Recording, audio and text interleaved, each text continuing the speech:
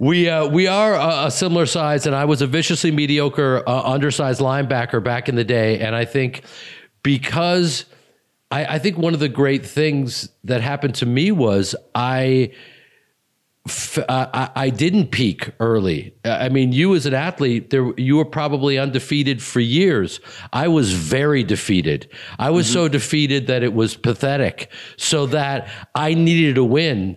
And when I've been acting since I was 8 years old, and no one in high school, they don't care about you're on the stage. What? Come on, buddy. You got to be on the field, you know? And then those people later on, of course, they come back, and that's all part of life. But I think you can peak too early in life. I think we've known a few homecoming kings that decided to coast. Yep, they did, and they're still riding on the coattails from that high school state championship they had. But I actually do have a story similar. You know, I was never a state champion. I didn't get any college offers, any Division I college offers. I had to walk on to the University of Missouri. I was a walk-on. Coach didn't even talk to me for the first year I was there. But I think all that just fueled me. I told myself, if I want to wrestle in college, I'm going to wrestle at the highest level. And if I end up riding the bench for 5 years, if I end up quitting, if I end up never actually putting on the black and gold singlet, it was worth it to me to compete and try to get to the highest level. And it ended up working out. I became an All-American at Mizzou. And, you know, met two guys, a guy, you know, Tyron Woodley, Ben Asker, and wrestled with both of those guys in college. And they were kind of like my big brothers. And they started fighting. So I figured, well, I don't want to use this degree yet and go into the workforce. I'm going to go ahead and start trying to see if I can fight. Here we are 13 years later, haven't looked back since, and I've been having a blast. But it's interesting because your professional career almost mimics that in the way that on paper, you were a bit older to transition into the UFC. Yep. You know, and so you peaked a little bit later, but you had already been doing that, and you were ignored for a year. I was ignored for most of my adult life, but that's a whole other story, my man. That's awkward. I'm going to start crying, and it'll be weird. No, but as I won the Fresh Face of the Year award at 37 years old. And when I accepted the award, I said there's nothing fresh about my face, but thank you. So like you, a bit of a late bloomer, but in a way, it does inspire you to work harder. You know, you've got that chip on your shoulder. You know what you're capable of, and you're not seeing any love whatsoever. And you're going to keep getting better and better and drive and work harder. Is that what the case with you?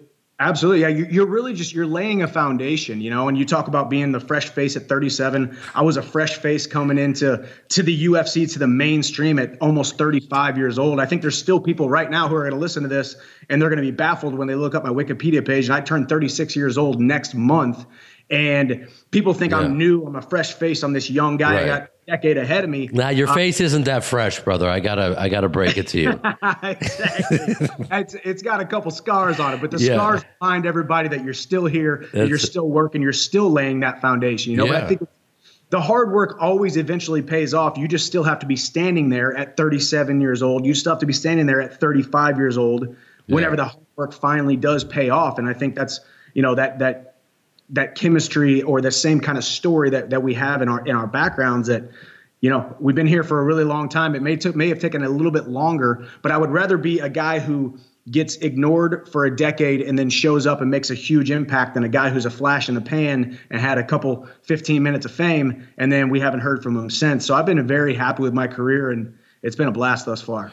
Yeah, I mean, that's a great way to look at it. And for people, one of the reasons I wanted to talk to you is I think you're a pretty fascinating guy, not just in the cage, but what you just said, I think anyone can relate to in their lives. I mean, once you kind of realize, because we all want something that we're not necessarily achieving. And I think we're living in a time with this generation where they're competing against each other.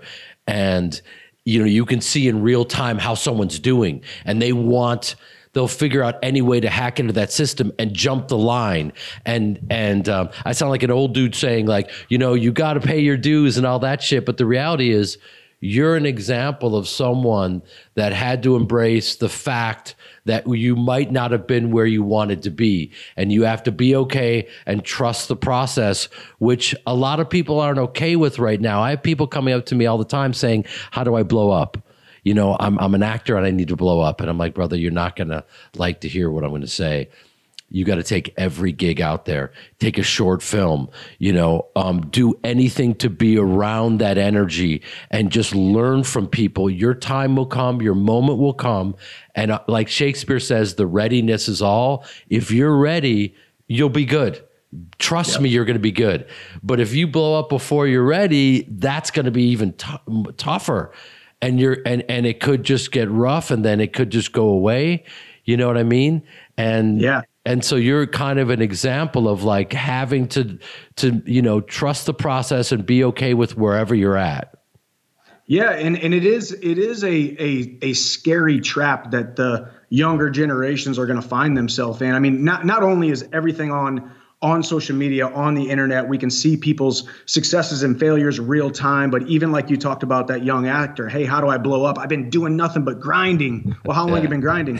I've been grinding. I moved out to LA a year and a half ago. I've been doing nothing but grind. It's like a year and a half.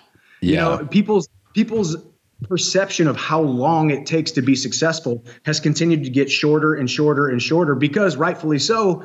You got 17-year-old kids selling gummy bears on TikTok, making $1 million a year, like all these different stories of fast success in the moment that doesn't necessarily lead to perpetuated long-term success. Right. And more importantly, long-term fulfillment. The long-term becoming and being fashioned by the things that are happening to you, the experiences that you're going to have. We're going to have some very rich and wealthy and somewhat TikTok social media famous people who are dead inside and not fully matured inside to be able to blossom into the man or the woman that God has fashioned them to be. So it's a scary kind of lens to look through. And I try not to have too much of a kind of a negative outlook on it, but I just hope I can get a hold of some people and people can see my story or they see your story and see how long it takes. Yeah. Say, okay, if it took Piven 21 years to make it and it took Chandler 15 years to make it, man, how I need to expand my expectation timeline of when I think this thing is really going to turn and take off. Absolutely, man. And you're definitely a shining example of it. And it was interesting because I remember when you got your number called for the UFC, I was so excited for you. And I just felt like, God damn, he's been in the game so long. I wonder what those bright lights are going to feel like. Because the UFC and I want to hear about that. How was it different from Bellator in terms of those lights and the pressure? Did you feel it more than any of your Bellator fights? The funny thing is, like, as an athlete, I would much rather go out and fight the number one guy in the world under the brightest lights and the biggest stage in the entire world, because you kind of have nothing to lose. When you're shooting for the moon, you can't really, there really isn't much to lose in that scenario. I, on the other hand, was considered to be a top guy in the lightweight division over the last decade or so. And I was fighting guys that I was supposed to beat. It was almost a failure if I didn't finish them in the first round. It was a failure if I went to decision. It was definitely a failure if I lost to them. So I actually felt a lot more pressure in my last 2 contracts throughout Bellator, knowing that my future, I wanted it to be in the UFC. I just never knew if the door was going to open and the lightweight division was going to materialize and manifest itself in a scenario where it made sense for me to go over. And when I did, the best feeling of my entire career, the most in the moment that I've ever been, was walking out to the UFC octagon the first time I fought back in January of 2021. I just knew I was right where I was supposed to be, and I knew something legendary was about to happen, and it did, and it was a great introduction to the UFC, and it's been off to the races ever since.